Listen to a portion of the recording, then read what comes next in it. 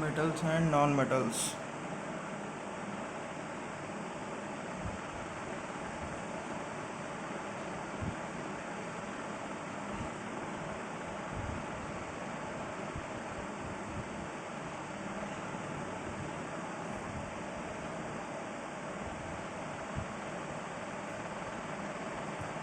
In this video we will study about physical properties of metals and non-metals. Physical properties of metals and non-metals.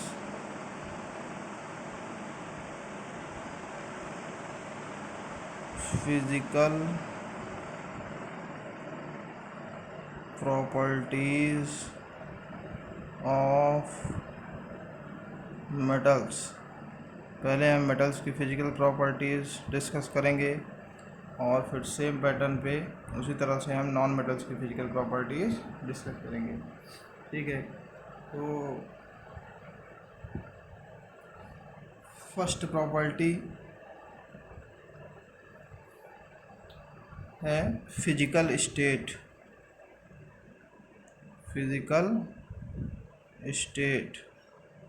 Physical state मतलब आप समझ रहे हैं कि जो मेटल्स हैं वो नॉर्मल कंडीशंस में नॉर्मली वो किस स्टेट में नेचर में एग्जिस्ट करते हैं। तो फिजिकल स्टेट में आप लिख सकते हैं कि metals are solids at room temperature. ठीक है, metals are solids at room temperature.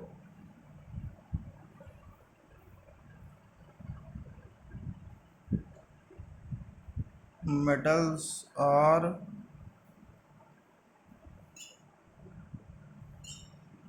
solids at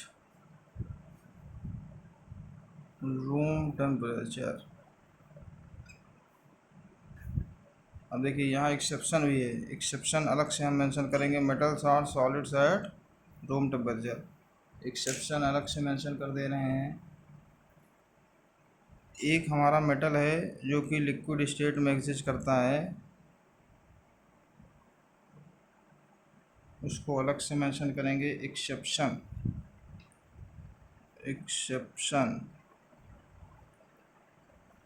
क्या है, कौन सा मेटल है?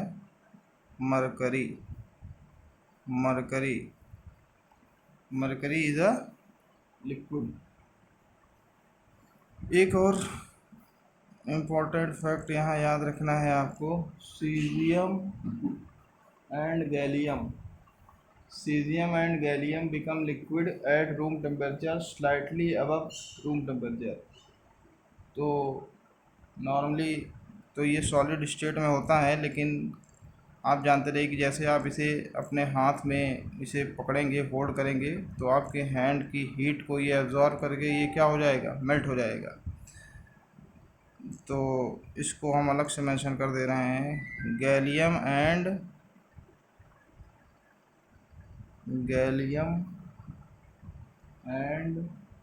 Caesium become liquid. Gallium and caesium become liquid at a temperature slightly above room temperature. at a temperature slightly above room temperature।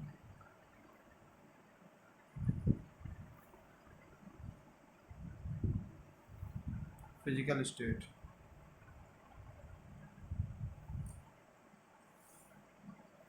Next characteristic, metallic lustre.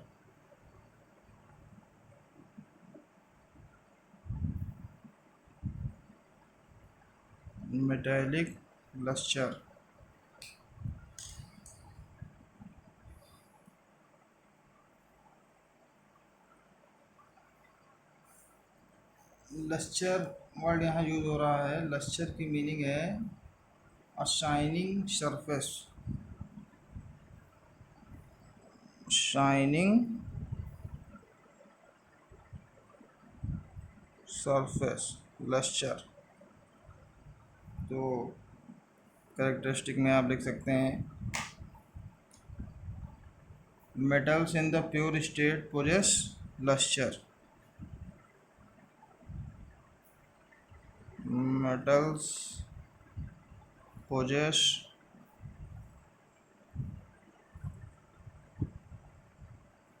luster, that is a shining surface, shining surface।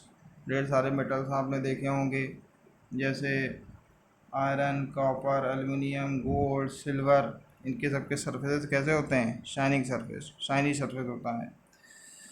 तो देखिए एक चीज़ यहाँ पे और इसी से related एक concept आपको याद रखना है कि कुछ मेटल्स ऐसे हैं जो कि डल हो जाते हैं जब उन्हें हम लॉन्ग टाइम के लिए, ज़्यादा देर के लिए एयर में एक्सपोज करके जब उन्हें छोड़ दिया जाता है, रख दिया जाता है, तो धीरे धीरे उनका सरफेस डल हो जाता है।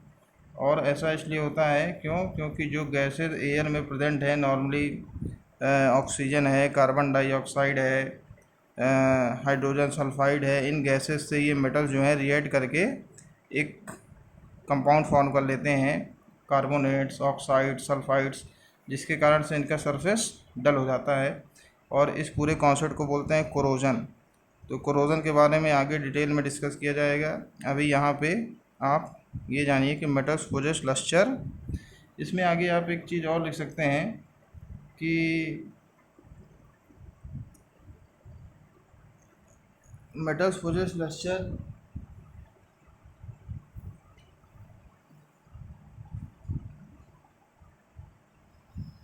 when metals possess luster, that is a shiny surface when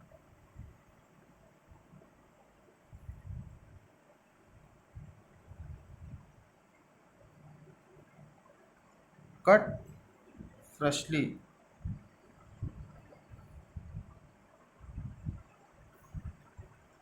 तो ये केवल इसलिए मेंशन किया जा रहा है क्योंकि नॉर्मली अगर आप मेटल्स को देखेंगे तो हो सकता है कि आपको वो कैसा दिखे, उतना शाइनी ना दिखे, क्यों? Due to corrosion.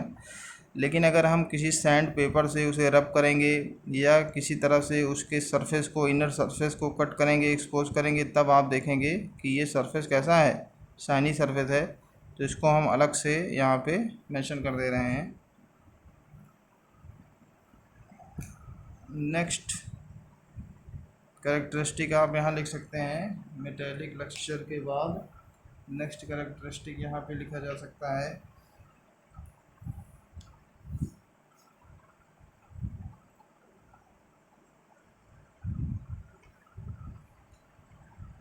Tensile strength. Tensile strength, tensile strength का देखिए, टेंसाइल स्ट्रेंथ का क्या सेंस है? टेंसाइल स्ट्रेंथ की मीनिंग हो गई कि capacity to bear heavy load. ठीक है, capacity to bear heavy load, या इसको हम बोल सकते हैं load bearing capacity. Load bearing capacity before they break. Load bearing capacity before they break. तो ये भी एक इम्पॉर्टेंट कैरेक्टरिस्टिक होती है मेटल्स की, और इसी कैरेक्टरिस्टिक के कारण हम मेटल्स का यूज़ करते हैं in the construction of bridges, buildings, railway lines, vehicles. ढेर सारी जो ऐसी चीज़ें हैं इनके कंस्ट्रक्शन में आप जानते हैं कि जनरली आयरन का यूज़ किया जाता है या मेटल्स का यूज़ किया जाता है। क्योंकि इनकी टेंसाइल स्ट्रेंथ बहुत ही ज़्यादा होती है और ये हैवी लोड बियर कर सकते हैं ब्रेक होने से पहले। मतलब ये ब्रेक नहीं, ईजिली ब्रेक नहीं होते, ये हैवी लोड बियर कर सकते हैं। तो यहाँ पे आप लिख सकते हैं कि metals have high tensile strength. Characteristic में आप लिखेंगे metals have high tensile strength. Metals have high tensile strength.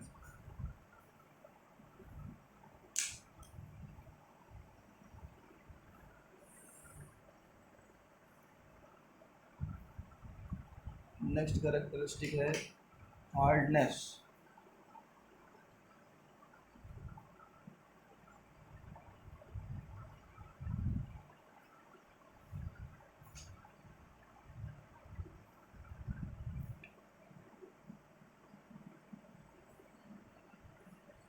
Hardness,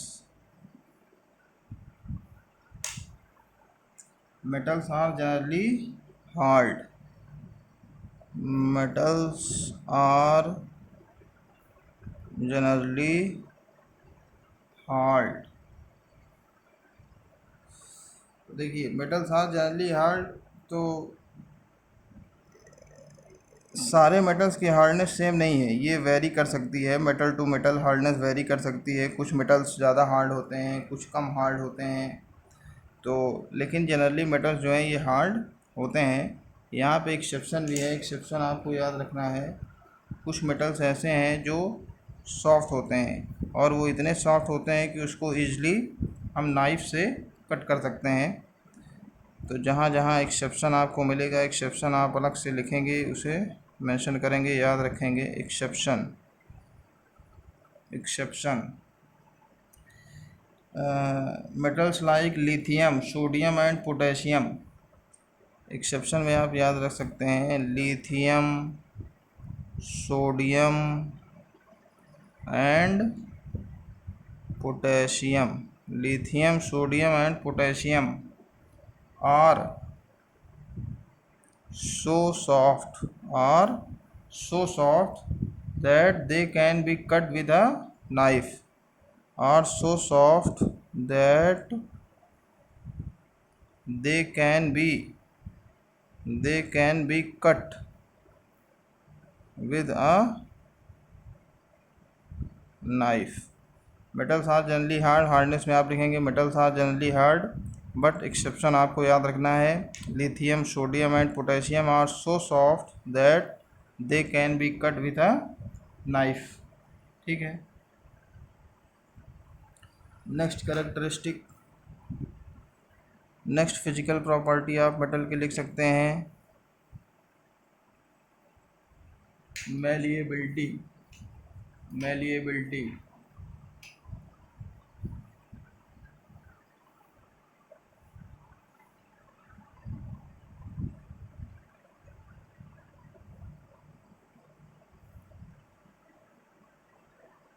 malleability, पीछे भी आपको वर्ड मिला है मैलिएबल एंड डक्टाइल, दो वर्ड्स हैं मैलिएबिलिटी। मैलिएबिलिटी का क्या सेंस है कि the property by virtue of which they can B beaten into thin sheets, they can B beaten into thin sheets.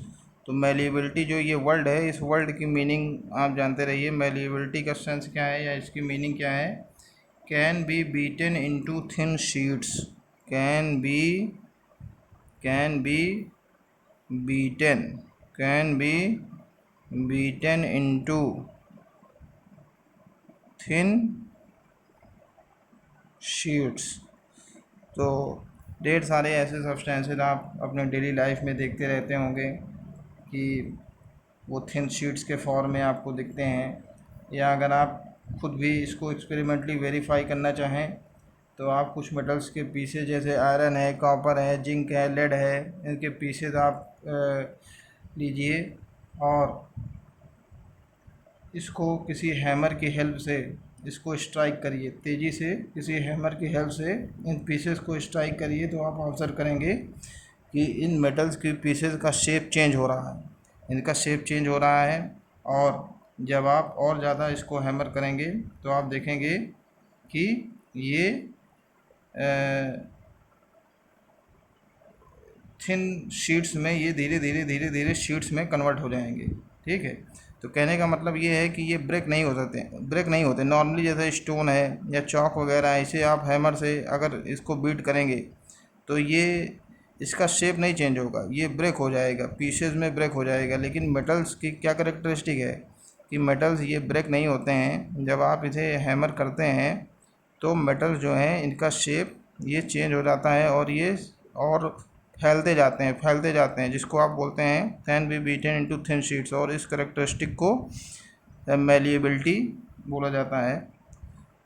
आप करेक्टरिस्टिक में लिख सकते हैं कि metals are generally malleable, metals are generally, characteristic को बोलेंगे मैलिएबिलिटी, और मेटल्स के लिए यूज़ करेंगे कि metals are generally malleable, metals are generally malleable. और इसी से नेक्स्ट वर्ड है आपका, नेक्स्ट करेक्टरिस्टिक है डक्टिलिटी।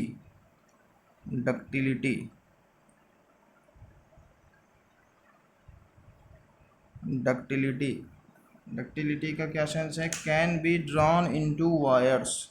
डक्टिलिटी की मीनिंग भी जानते रहिए। कैन बी ड्रॉन इनटू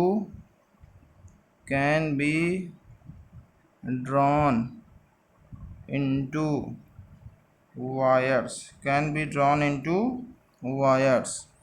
तो ढेर सारे आप मेटल्स के वायर देखते हैं, आयरन है,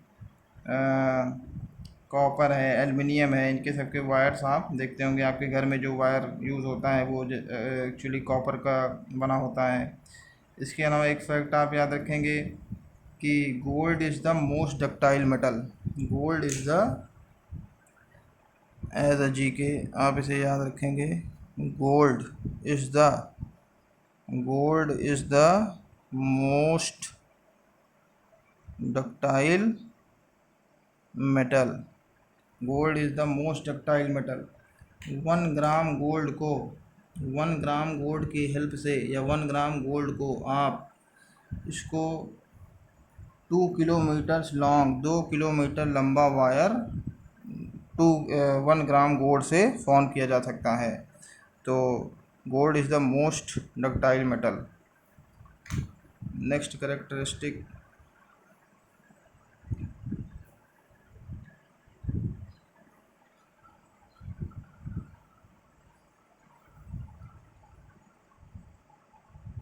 थर्मल कंडक्टिविटी।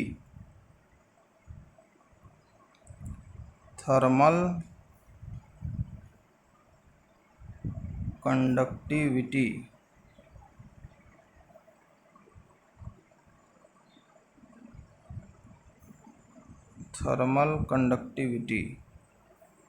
कंडक्टिविटी का क्या सेंस है कि metals are good conductor of heat. Thermal का सेंस हीट से है, थर्मल का सेंस है हीट से। तो थर्मल कंडक्टिविटी वर्ड की मीनिंग हो गई कि ये हीट को कंडक्ट करता है या नहीं करता है, कोई सब्सटेंस हीट को कंडक्ट करता है या नहीं करता है, ये हम किस प्रॉपर्टी में मेंशन करते हैं? थर्मल कंडक्टिविटी में। तो मेटल्स के लिए हम क्या कहेंगे कि metals are good conductor of heat. Metals are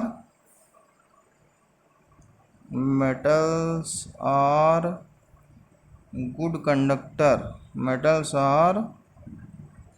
conductor of heat. ठीक है। और इसके अलावा अगर इसमें आप इसको एक्सपेरिमेंटली वेरीफाई करना चाहें तो ये एक्टिविटी आपको पीछे मिल चुकी होगी कि आपका एक स्टैंड है और स्टैंड में आप क्लैंप की हेल्प से इसे एक रॉड ऐसे फिक्स करेंगे और वैक्स की हेल्प से इस रॉड के एक एंड पे यहाँ पे कोई वैक्स की हेल्प से ऐसे आयरन नेल को हैंग कर देंगे। ठीक है। और इस रॉड के एक पॉइंट को इससे थोड़ी दूर पे यहाँ पे एक कैंडल लगाएंगे और कैंडल फ्लेम की हेल्प से इसको क्या करेंगे? हीट करेंगे। तो थोड़ी देर बाद आप क्या देखेंगे कि आप हीट इस पार्ट में कर रहे हैं, यहाँ कर रहे हैं, लेकिन धीरे धीरे कुछ टाइम के बाद आप क्या देखेंगे कि ये जो वैक्स है ये वैक्स मेल्ट होने लगेगा और ये आयरन नेल जो अभी तक वैक्स की हेल्प से यहाँ पे स्टिक था, चिपका हुआ था, अब ये क्या हो जाएगा? ये गिर जाएगा, नीचे गिर जाएगा। तो क्योंकि आपने हीट यहाँ किया, लेकिन हीट कहाँ कंडक्ट हो गई? हीट कहाँ पहुँच गई? हीट इस मेटल के थ्रू फ्लो होकर के यहाँ पे इस एंड तक ये हीट पहुँच गई। तो इस एक्टिविटी से, इस एक्सपेरिमेंट से आप इस थर्मल कंडक्टिविटी को वेरीफाई कर सकते हैं। या आप कह सकते हैं कि metals are good conductor of heat. यहाँ पे एक इम्पॉर्टेंट फैक्ट आपको याद रखना है कि silver is the best conductor of heat. Silver is the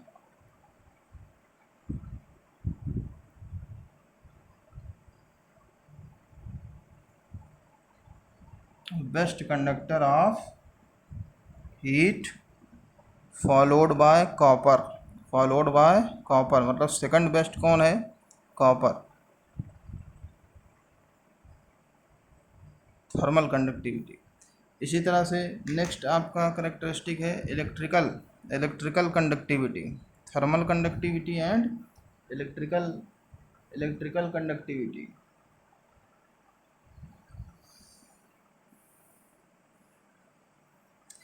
एक फैक्ट और यहाँ पे आप लिख लीजिए, silver is the best conductor of heat followed by copper, और lead is the poorest conductor of heat.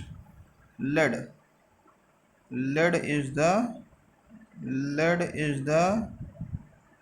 poorest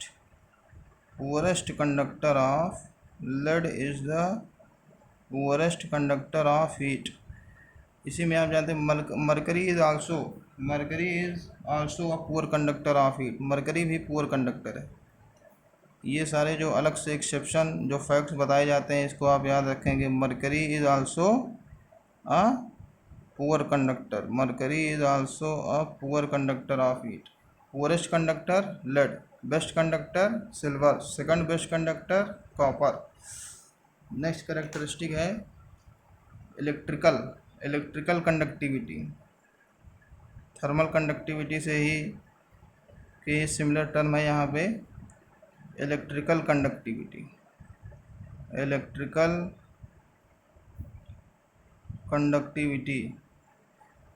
conductivity means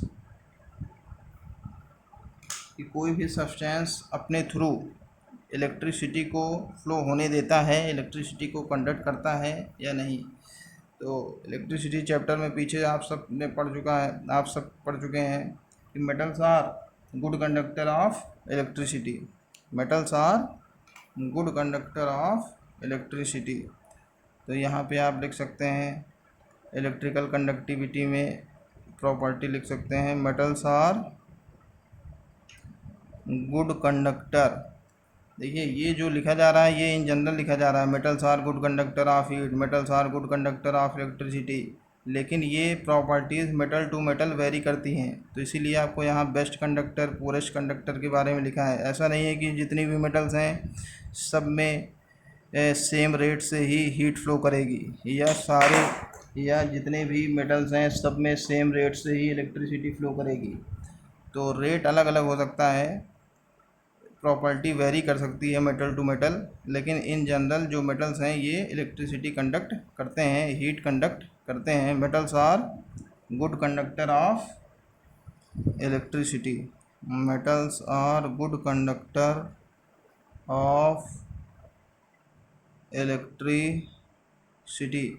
और इसको भी वेरीफाई करने के लिए आप पीछे भी क्लास 6 में भी इस तरह से आप पढ़ चुके हैं, या प्रीवियस क्लासेस में आपने पढ़ा है कि हमें अगर डिफरेंट सब्सटेंसेस को टेस्ट करना है कि क्या वो गुड कंडक्टर है, तो उसके लिए आप क्या करते हैं, आप एक बैटरी लेते हैं और बैटरी के दोनों टर्मिनल्स को आप किसी बल्ब से, बैटरी के एक टर्मिनल को आप बल्ब से कनेक्ट करेंगे और इस बल्ब के दूसरे टर्मिनल को यहाँ पे आप इसे इस एंड को फ्री कर देंगे और इस बैटरी के दूसरे टर्मिनल से एक वायर ला करके इस वायर के भी एंड को फ्री कर देंगे। अब जिस सब्सटेंस को आपको चेक करना है कि क्या ये हमारा टेस्टर है, ये क्या है, मेटल्स को या सब्सटेंसेस की इलेक्ट्रिकल कंडक्टिविटी को चेक करने का ये एक टेस्टर है। इस तरह से टेस्टर हम बना सकते हैं कि यहाँ पे एक बैटरी है और बैटरी के एक टर्मिनल को हम वायर के थ्रू बल्ब से एक टर्मिनल को कनेक्ट करते हैं और बल्ब के दूसरे टर्मिनल से एक वायर को हम कनेक्ट करके इस वायर को फ्री कर देते हैं, और इसी तरह से बैटरी के दूसरे टर्मिनल से एक वायर को ऐसे कनेक्ट करके इस एंड को फ्री कर देंगे। अब ये जो दो फ्री एंड्स हैं, इन दो फ्री एंड्स को हम टच कराएंगे किससे? जिस सब्सटेंस को चेक करना है, जिस सब्सटेंस को हमें बताना है कि क्या ये सब्सटेंस गुड कंडक्टर है इलेक्ट्रिसिटी का, क्या इस सब्सटेंस के थ्रू इलेक्ट्रिसिटी कंडक्ट होती है, तो इन दो वायर्स को हम उस सब्सटेंस से टच करा देंगे। ठीक है, तो जनरली आपके पास मेटल्स हैं जैसे कॉपर है, सिल्वर है, एल्युमिनियम है, आयरन है, तो ये सब मेटल्स अगर यहाँ पे आप टच कराएंगे तो आप ऑब्ज़र्व करेंगे कि ये बल्ब जो है ग्लो करेगा, बल्ब ग्लो करेगा। अगर टच कराने पे बल्ब ग्लो कर रहा है, अगर बल्ब ग्लो कर रहा है तो इसका मतलब ये सब्सटेंस क्या है?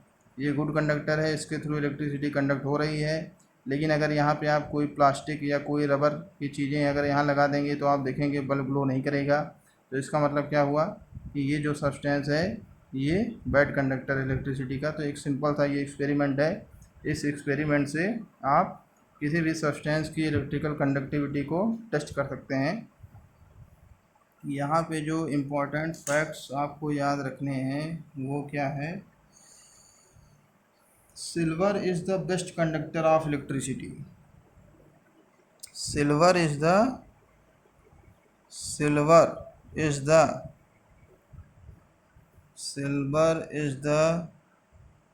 Best conductor, silver is the best conductor of electricity, and mercury is poorest conductor of electricity.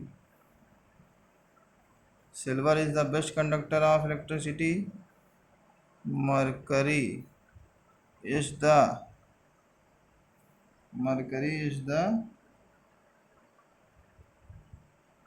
poorest conductor of electricity.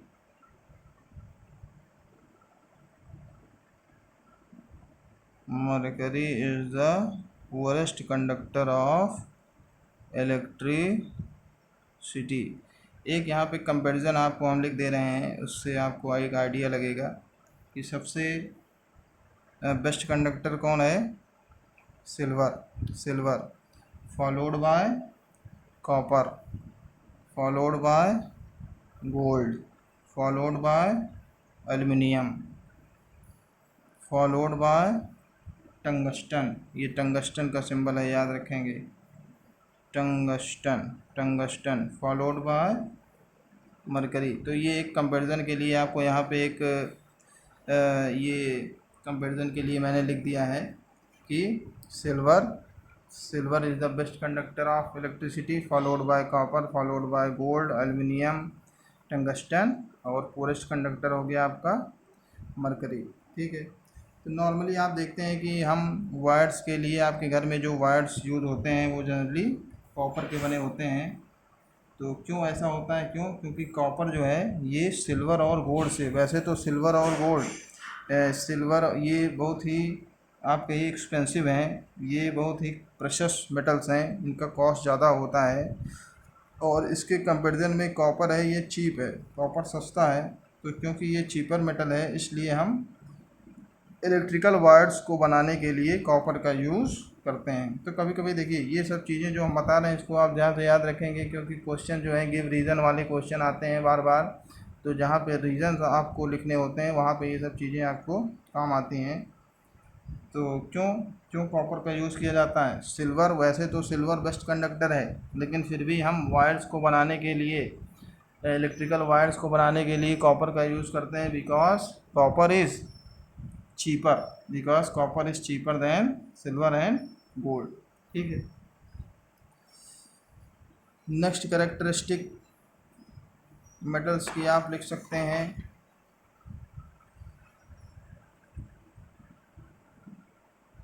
Metals की नेक्स्ट कैरेक्टरिस्टिक आप लिख सकते हैं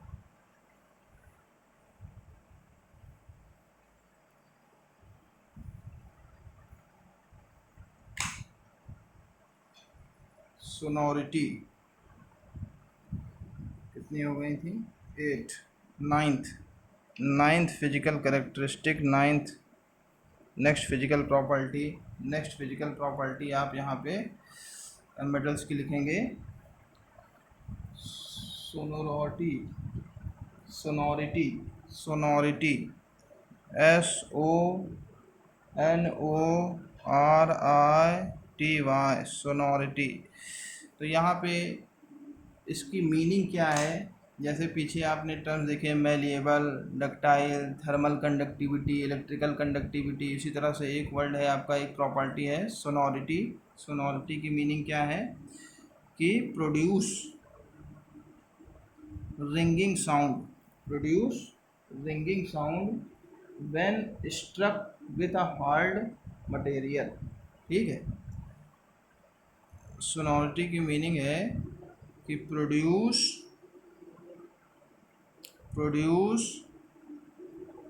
ringing, ringing musical, produce ringing sound when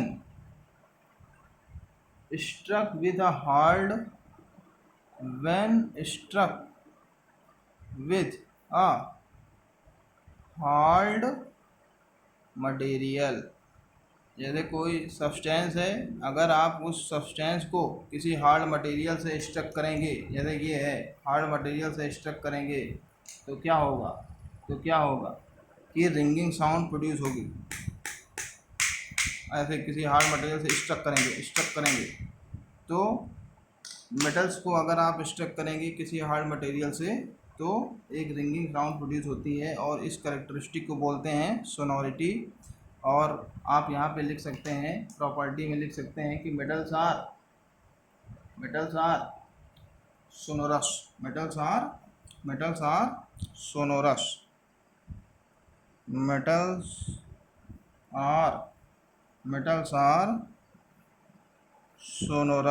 metals are sonorous means they produce ringing sound when struck with a hard material।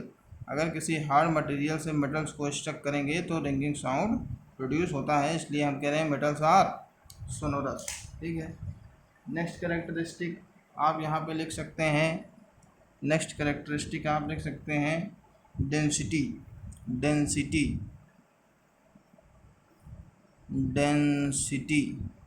Density आपको बार बार मिल चुका है, density word मिला है। डेंसिटी मतलब मास पर यूनिट वॉल्यूम। तो डेंसिटी के लिए आप कहेंगे कि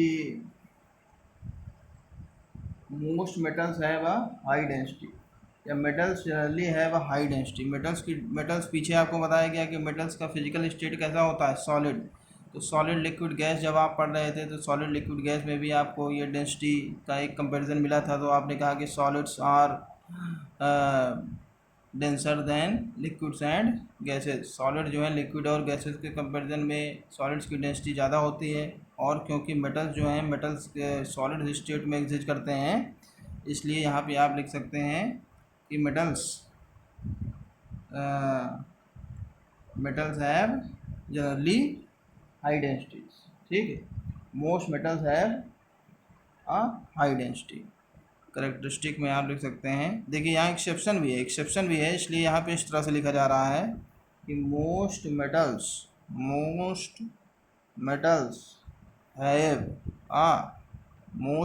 हैव अ हाई डेंसिटी।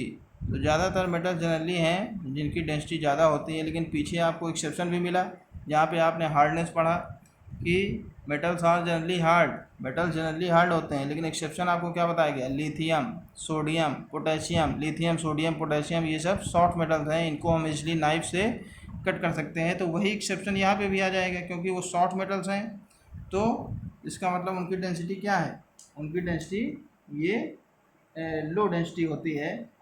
तो यहाँ पे एक्सेप्शन हम लिख दे रहे हैं। एक्सेप्शन आपको बहुत इंपॉर्टेंट होते हैं एक्सेप्शंस, इसलिए बार बार हम यहाँ लिख रहे हैं, आप याद रखेंगे। एक्सेप्शंस लिथियम, सोडियम, पोटेशियम, ये एक्सेप्शन पीछे भी आपको मिल चुका है हार्डनेस में वहाँ पे भी आपको लिथियम, सोडियम, पोटेशियम मिला था। Lithium, sodium and potassium are soft metals.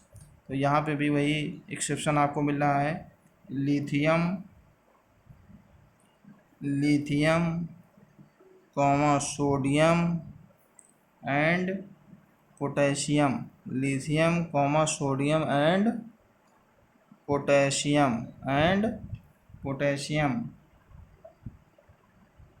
Are metals lithium, sodium and potassium are metals having a very low density. Yeah, have a very low density. इनकी डेंसिटी कैसी होती है? बहुत ही लो डेंसिटी होती है। ठीक है, इतनी लो होती है कि कुछ मेटल्स ऐसे भी हैं कि जैसे सोडियम है तो ये वाटर पे फ्लोट भी करता है, तो as a result of which they even float on water. Density कम होती है जिसके कारण से ये वाटर के सरफेस पे या वाटर में फ्लोट कर सकते हैं। तो ये जो आपको 10 कैरेक्टरिस्टिक्स बताई गई, प्रॉपर्टीज़ बताई गई, ये मेटल्स की फ़िज़िकल प्रॉपर्टीज़ हैं।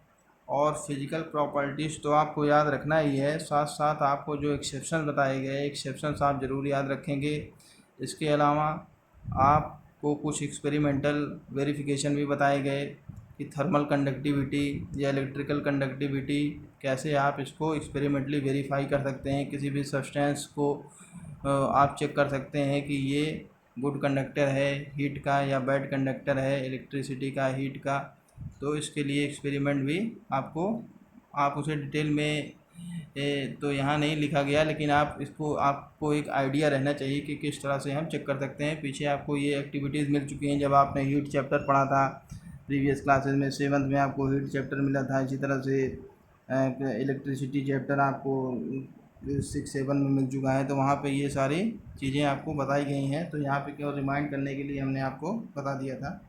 अब नेक्स्ट इसी तरह से सिमिलर, जिस तरह से आपने मेटल्स की फ़िज़िकल प्रॉपर्टीज़ पढ़ी, उसी तरह से आप नॉन मेटल्स की भी फ़िज़िकल प्रॉपर्टीज़ लिख सकते हैं। अगर मेटल्स की फ़िज़िकल प्रॉपर्टीज़ आपको याद हो गई हैं, मेटल्स की फ़िज़िकल प्रॉपर्टीज़ आपको समझ में आ गई हैं, तो नॉन मेटल्स की फ़िज़िकल प्रॉपर्टीज़ उसी से रिलेटेड, उसी की लगभग उसी से अपोजिट नॉन मेटल्स की भी फ़िज़िकल प्रॉपर्टीज़ होती हैं। तो जो प्रॉपर्टीज़ हैं, जो टर्म्स हैं, वो सेम रहेंगे, बस प्रॉपर्टीज़ चेंज हो जाएंगी। ठीक है, तो आप देखेंगे कि लगभग जो मेटल्स और नॉन मेटल्स की प्रॉपर्टीज़ हैं ये दोनों एक दूसरे के अपोजिट हैं। तो अगर एक आपको याद हो जा रहा है तो दूसरा आप इजीली याद कर सकते हैं। नेक्स्ट टॉपिक है हमारा physical properties of non metals. तो इसको हम तेज़ी से यहाँ पे बता दे रहे हैं। आपको मेटल्स में डिटेल में बता दिया गया है, यहाँ पे हम डायरेक्ट आपको बता रहे हैं फिजिकल प्रॉपर्टीज़ ऑफ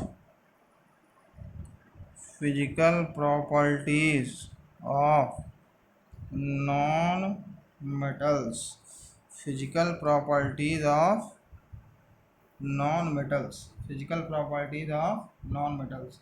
ठीक है, तो फर्स्ट फिजिकल प्रॉपर्टी आपको वहाँ पे बताया गया था। फिजिकल प्रॉपर्टी में फिजिकल स्टेट।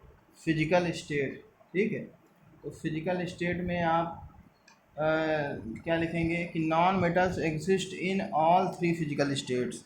ये तीनों ही फिजिकल स्टेट्स में एग्जिस्ट करते हैं। ये कुछ ऐसे नॉन मेटल्स हैं जो सॉलिड स्टेट में एग्जिस्ट करते हैं, कुछ लिक्विड स्टेट में भी पाए जाते हैं, और कुछ ऐसे भी नॉन मेटल्स हैं जो गैसियस स्टेट में एग्जिस्ट करते हैं। तो इसको आप यहाँ पे इस तरह से लिखेंगे कि non metals exist in, non metals example आप अलग अलग याद कर लेंगे। Non metals exist in all 3 physical states. Non metals exist in all 3 physical states. All 3 physical states. Example के लिए अगर हम यहाँ लिखें तो सॉलिड, अगर सॉलिड की बात करें तो देखिए कुछ नॉन मेटल्स ऐसी हैं, जैसे कि कुछ नॉन मेटल्स आपकी ऐसी हैं जैसे कार्बन है, सल्फ़र है, फास्फोरस है, आयोडीन है, carbon, sulphur, phosphorus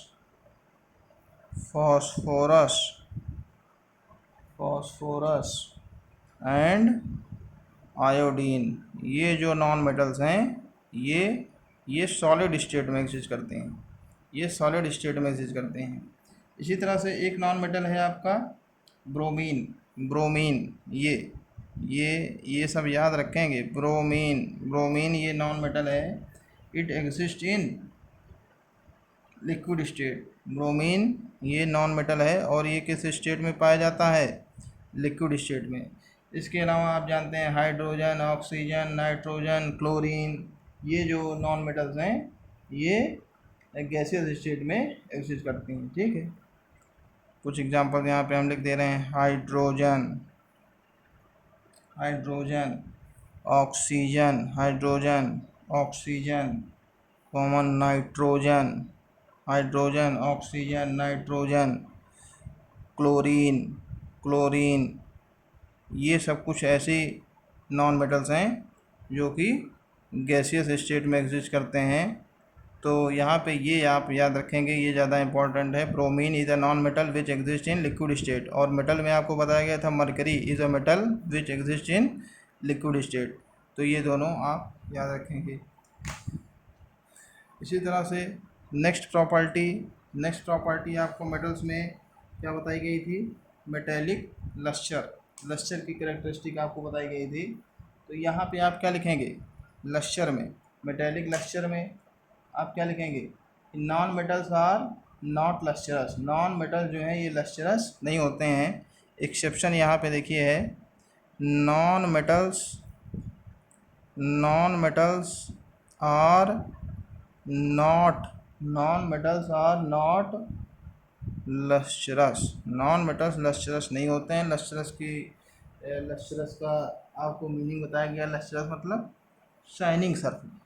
lustrous mean shining surface. तो इसका मतलब ये हुआ कि नॉन मेटल्स का जो सरफेस होता है ये शाइनी नहीं होता है। लेकिन यहाँ पे एक एक्सेप्शन आपको मिलता है, वो एक्सेप्शन याद रखेंगे। एक्सेप्शन बहुत इंपॉर्टेंट होते हैं। एक्सेप्शन याद रखेंगे। एक्सेप्शन क्या है कि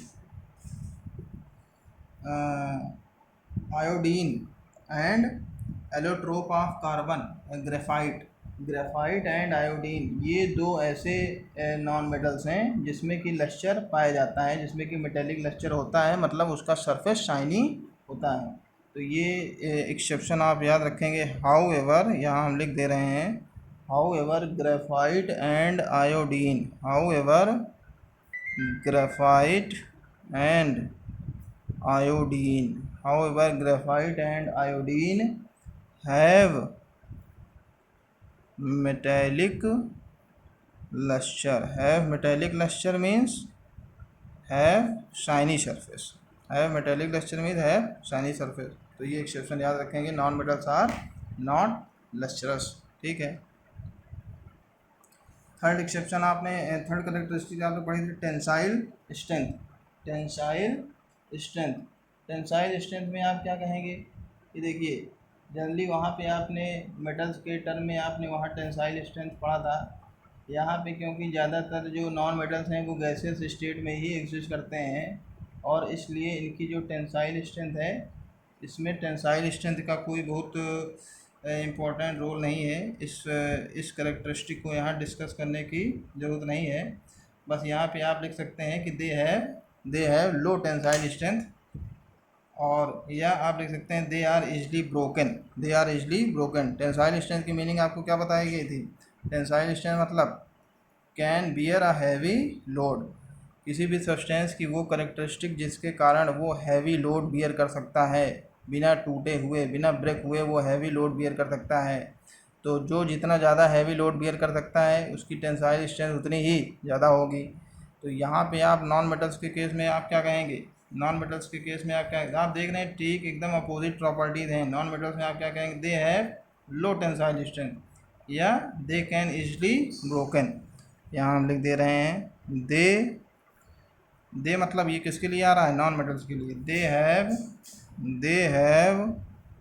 लो tensile strength, that is they can easily broken, easily break हो जाएंगे, ये हैवी लोड बियर नहीं कर सकते। दे आर इजली ब्रोकन, आसानी से ये टूट जाते हैं। ठीक है, ये कैरेक्टरिस्टिक आप याद रखेंगे। इसी तरह से नेक्स्ट कैरेक्टरिस्टिक है हार्डनेस। तो यहाँ पे आपको हार्डनेस के बारे में बताया गया। ये हार्डनेस में आप क्या लिखेंगे कि they are soft and brittle, मतलब मेटल्स तो हार्ड होते हैं, हार्डनेस करेक्टरिस्टिक ये मेटल्स की है, और इसका अपोजिट क्या होगा यहाँ पे नॉन मेटल्स के सेंस में आप क्या लिखेंगे कि non metals are soft and brittle. अब यहाँ पे एक वर्ड यूज़ हो रहा है brittle.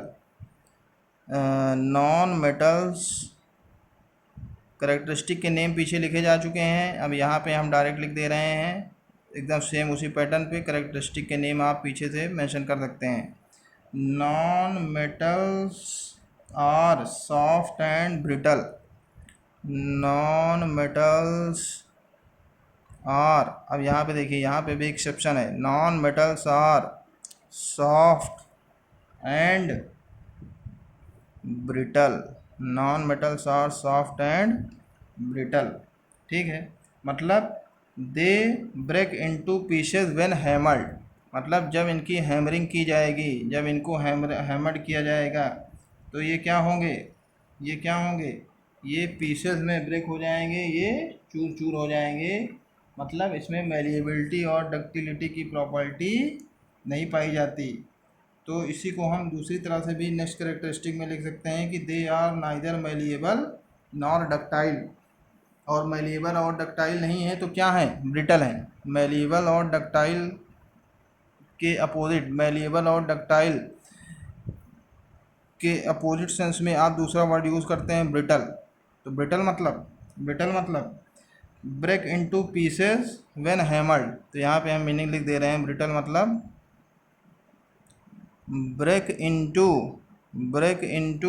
Pieces, break into pieces when hammered,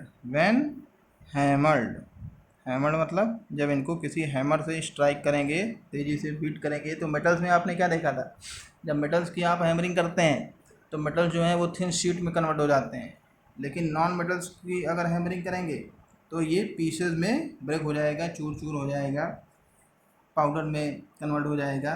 तो उसके लिए वर्ड यूज़ करते हैं ब्रिटल। एक यहाँ पे लेकिन एक्सेप्शन है, बहुत इंपॉर्टेंट एक्सेप्शन है, एक्सेप्शन आप याद रखेंगे। Exception generally non metals are brittle, non metal soft हैं, ब्रिटल हैं, बट एक्सेप्शन देखिए, एक्सेप्शन डायमंड, एक्सेप्शन क्या है, डायमंड, और डायमंड है क्या, एन एलोट्रोप ऑफ कार्बन। जैसे पीछे आपको बताया गया ग्रेफाइट में आपको एक्सेप्शन मिला कि ग्रेफाइट जो है ये भी कार्बन का ही एलोट्रोप है, और ये कैसा होता है, लस्चरस होता है। इसी तरह से आगे आपको वही मिलेगा इलेक्ट्रिकल कंडक्टिविटी में ग्रेफाइट जो कि कार्बन का ही एलोट्रोप है, कार्बन का ही एक फॉर्म है, और ये ग्रेफाइट लस्चरस भी होता है और इलेक्ट्रिसिटी का भी गुड कंडक्टर होता है। जनरली नॉन मेटल्स इलेक्ट्रिसिटी के बैड कंडक्टर होते हैं। इसी तरह से एक दूसरा एलोट्रोप है, कार्बन का ही एक दूसरा एलोट्रोप है डायमंड। आगे हम लिख दे रहे हैं एन एलोट्रोप मतलब डिफरेंट फिजिकल स्टेट्स, एक ही सब्सटेंस अलग अलग फिजिकल स्टेट्स में नेचर में एग्जिस्ट करता है, तो उन फिजिकल स्टेट्स को बोलते हैं allotropes. N allotrope of carbon, diamond ये क्या है, is a non metal but is the hardest substance known. मतलब डायमंड, वैसे तो डायमंड नॉन मेटल है, लेकिन ये कैसा सब्सटेंस है, is the hardest naturally occurring substance known. अभी तक जितने सब्सटेंस, नेचुरल सब्सटेंसेस के बारे में हमें पता है, उन सब में सबसे ज़्यादा हार्ड कौन है, डायमंड है, ठीक है। तो यहाँ पे आपने पढ़ा non metals are soft and brittle, but exception आपको क्या मिल रहा है, diamond is a non metal, diamond an allotropic form of carbon is a non metal, diamond है तो non metal, diamond is a non metal but is the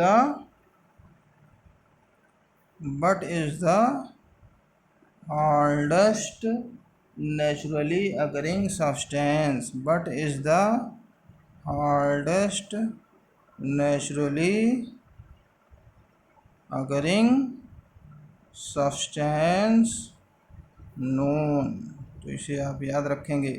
diamond generally characteristic आपको क्या बताई गई, non metals are soft and brittle, मतलब can be broken into pieces when hammered, but exception क्या है, diamond is the hardest naturally occurring substance known. Next characteristic पे आइए। Next characteristic non metals की आप क्या लिख सकते हैं, तो वहाँ पे आपने करेक्टरिस्टिक लिखा था मेलिएबिलिटी, डक्टिलिटी, तो ऊपर आपको एक्सप्लेन कर दिया गया कि क्योंकि मेटल्स को ब्रेक हैमर करने पे नॉन मेटल्स जो हैं जब उनको हैमरिंग की जाती है तो वो पीसेज में ब्रेक हो जाते हैं। तो यहाँ से क्लियर है, ऑब्वियस है कि इस करेक्टरिस्टिक में आप क्या लिखेंगे कि non metals are neither malleable nor ductile. ऊपर आपको जो एक्सप्लेन किया गया है सॉफ्ट एंड ब्रिटल में, उसी पैटर्न पे, उसी कॉन्सेप्ट से आप यहाँ पे लिख सकते हैं कि non metals are neither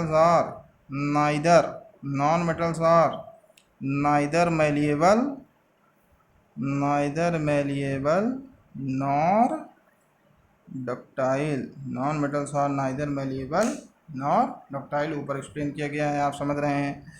next characteristic वहाँ पे हमने पढ़ी थी thermal conductivity and electrical conductivity. तो यहाँ पे आप क्या कहेंगे कि दोनों को हम यहाँ मिक्स कर दे रहे हैं, क्योंकि यहाँ पे आपको लिखना है कि non metals are generally bad conductors of heat and electricity. Non metals जो है ये हीट का भी और इलेक्ट्रिसिटी का भी, दोनों का ये जनरली बैड कंडक्टर होता है। तो दोनों ही कॉन्सेप्ट को हम एक साथ इसको मिला के लिख दे रहे हैं, अलग अलग लिखने की ज़रूरत नहीं है आपको। Non metals are generally, same pattern पे यहाँ पे आप लिख सकते हैं नॉन मेटल्स आर जनरली, इसका मतलब यहाँ एक्सेप्शन है, देखिए यहाँ एक्सेप्शन भी है, पीछे अभी ऊपर हम आपको बता चुके हैं। Non metals are generally bad conductors of both heat and electricity, मतलब ना तो ये हीट को अपने थ्रू कंडक्ट होने देता है और ना ही इलेक्ट्रिसिटी को कंडक्ट होने देता है। बट एक्सेप्शन देखिए, एक्सेप्शन आपको ऊपर बताया गया, आप सबको पता है ग्रेफाइट। क्या एक्सेप्शन है, ग्रेफाइट एक्सेप्शन में आप लिखेंगे graphite which is an allotrope of carbon is a non metal but a good conductor of electricity. Graphite इसको लिख दे रहे हैं, ग्रेफाइट ये कार्बन का ही एक फॉर्म है, ये आप याद रखें। Graphite an allotrope of carbon is a non metal. Graphite non metal है, but graphite is a non metal but a good conductor of electricity. क्योंकि ग्रेफाइट इलेक्ट्रिसिटी का गुड कंडक्टर है, इसलिए इसका यूज़ कहाँ करते हैं, and is used in making, पीछे यूजेज आपको कार्बन के जब यूज़ बताया जा रहा था कार्बन का पिछले वीडियो में, तो वहाँ पे भी आपको बताया गया था कि and is used in making electrodes,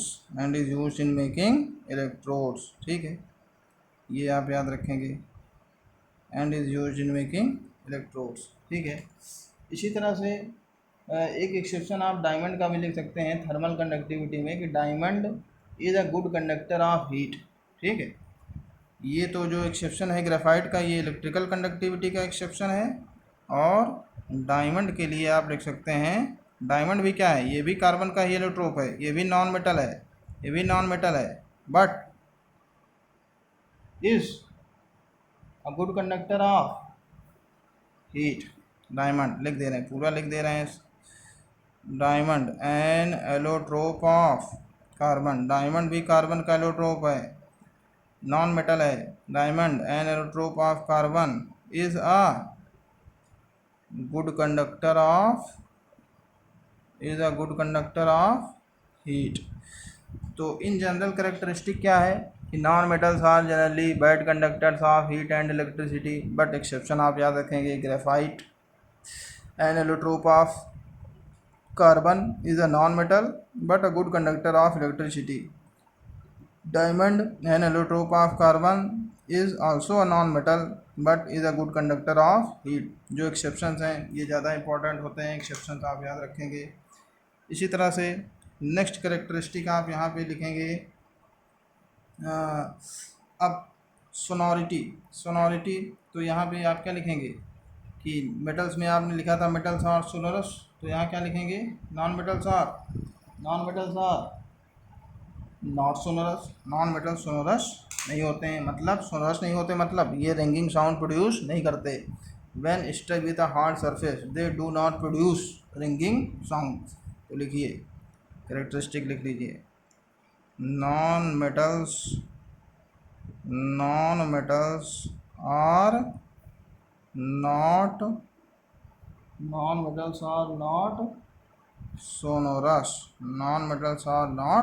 sonorous. ठीक है, मीनिंग आपको पीछे बताई गई है, non metals are not sonorous. ठीक है। डेंसिटी में आप क्या लिखेंगे, डेंसिटी में मेटल्स में आपने क्या लिखा, मोस्ट मेटल्स है हाई डेंसिटी, यहाँ क्या लिखेंगे नॉन मेटल्स है लो डेंसिटीज, नॉन मेटल्स है लो डेंसिटीज। ठीक है, नॉन मेटल्स हैव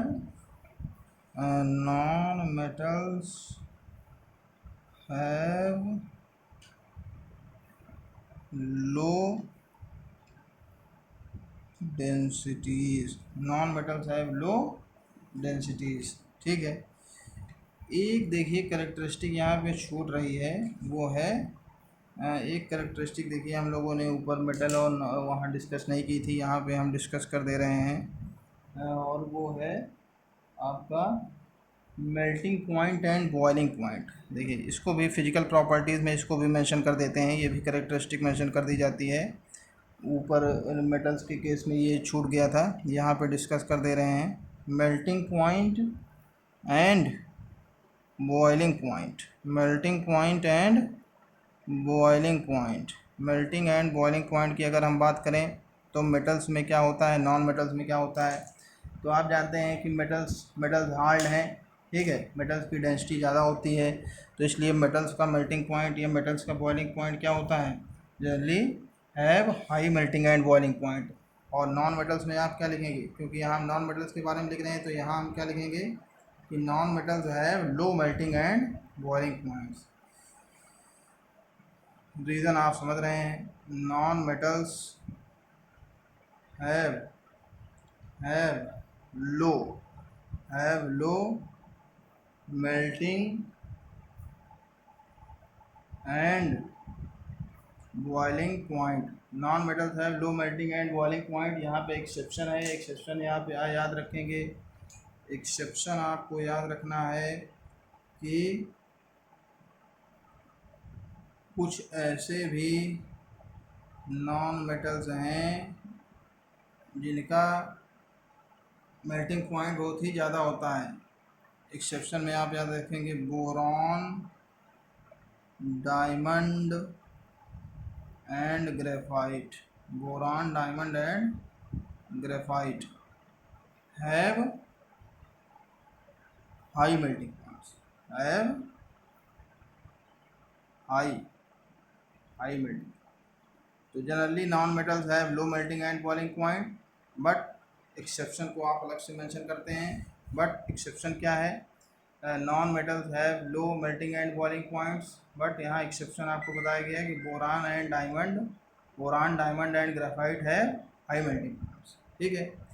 और इसी करेक्टरिस्टिक को अगर आप यहाँ पे नॉन मेटल्स में, क्योंकि ये छूट गया था, तो यहाँ पे हम मेंशन कर दे रहे हैं अलग से, नॉन मेटल्स में ये मेल्टिंग पॉइंट और बॉइलिंग पॉइंट जो है ये छूट गया था, तो मेटल्स के केस में हम यहाँ पे लिख दे रहे हैं नीचे, यहाँ पे मेल्टिंग एंड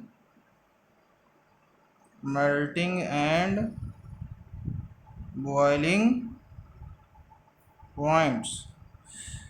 तो melting and boiling points, metals generally hard होते हैं, मेटल्स की डेंसिटी ज़्यादा होती है, इसलिए इनका मेल्टिंग और बॉइलिंग पॉइंट भी क्या होगा, ज़्यादा होता है। यहाँ पे एक्सेप्शन है, आप याद रखेंगे एक्सेप्शन, लिथियम, सोडियम, पोटेशियम। इसके अलावा दो मेटल्स आपको और बताई गई, सीजियम एंड गैलियम। सीजियम और गैलियम आपको क्या बताया गया है कि नॉर्मली ये सॉलिड स्टेट में होते हैं, लेकिन इनको थोड़ा सा ही टेम्परेचर, अगर स्लाइटली रूम टेम्परेचर से थोड़ा सा भी ज़्यादा अगर टेम्परेचर हुआ तो ये तुरंत मेल्ट हो जाते हैं, या इनको अगर आप हाथ में ही पकड़ेंगे तो ये आपके पाम से, आपके हैंड से हीट को एब्जॉर्ब करके ये मेल्ट हो जाएंगे। तो इसका मतलब यहाँ पे जनरली आप क्या लिखेंगे, इन जनरल क्या लिखेंगे, मेटल्स है, इन जनरल क्या लिखेंगे, metals have high, metals have high melting points and boiling points, metals have high melting points and boiling points। और एक्सेप्शन में क्या लिखेंगे, एक्सेप्शन, एक्सेप्शन में क्या लिख सकते हैं, एक्सेप्शन में आप लिखेंगे लिथियम, लिथियम, सोडियम, पोटेशियम। पीछे आपको बताया गया ये सब सॉफ्ट मेटल्स हैं, लिथियम, सोडियम, पोटेशियम। इसके अलावा गैलियम एंड सीजियम, ठीक है, gallium and caesium, gallium and caesium. तो ये जो एक्सेप्शन लिखे हुए हैं, ये जो मेटल्स हैं lithium, sodium, potassium, gallium, caesium, इनका जो मेल्टिंग पॉइंट है ये बहुत ही लो मेल्टिंग पॉइंट होता है, ये बहुत ही ईजिली मेल्ट हो जाते हैं। इसके अलावा जो भी मेटल्स हैं उनका मेल्टिंग बॉइलिंग पॉइंट बहुत ही हाई होता है, metals have high melting and boiling point. तो आप देख रहे हैं कि इस तरह से आप फिजिकल प्रॉपर्टीज़ मेटल्स और नॉन मेटल्स की लिखेंगे। अलग अलग आपको मेटल्स और नॉन मेटल्स की फिजिकल प्रॉपर्टीज़ बताई गई। इसके अलावा जहाँ पे एक्सेप्शन है, एक्सेप्शन बहुत इंपॉर्टेंट होते हैं, एक्सेप्शन याद करेंगे। देखिए ढेर सारे क्वेश्चन आगे आपको क्वेश्चन आइडेंटिफिकेशन के क्वेश्चन आते हैं, जब हम क्वेश्चन कराएंगे तो वहाँ पे बताया जाएगा। तो ये सब चीज़ें याद रखना ज़रूरी है, क्योंकि मेटल्स नॉन मेटल्स को, सब्सटेंसेस को आइडेंटिफाई करने के लिए आपको करेक्टरिस्टिक्स याद रखना, प्रॉपर्टीज़ याद करना ज़रूरी है, यूजेज याद करने ज़रूरी हैं। तो इसे आप याद रखेंगे। और आपको अलग अलग मेटल्स और नॉन मेटल्स की फिजिकल प्रॉपर्टीज़ बताई गई है, आप डिफरेंस खुद लिखेंगे, difference between physical properties of metals and non metals, इसको आप खुद ही लिखेंगे। जैसे डिफरेंस लिखे जाते हैं, एक तरफ मेटल दूसरी तरफ नॉन मेटल, कॉलम बना करके ढंग से आप इसको डिफरेंस लिखेंगे, ठीक है। तो इस वीडियो में यहाँ तक हम लोग पढ़ेंगे। अब आगे हम पढ़ेंगे chemical properties of metals and non metals.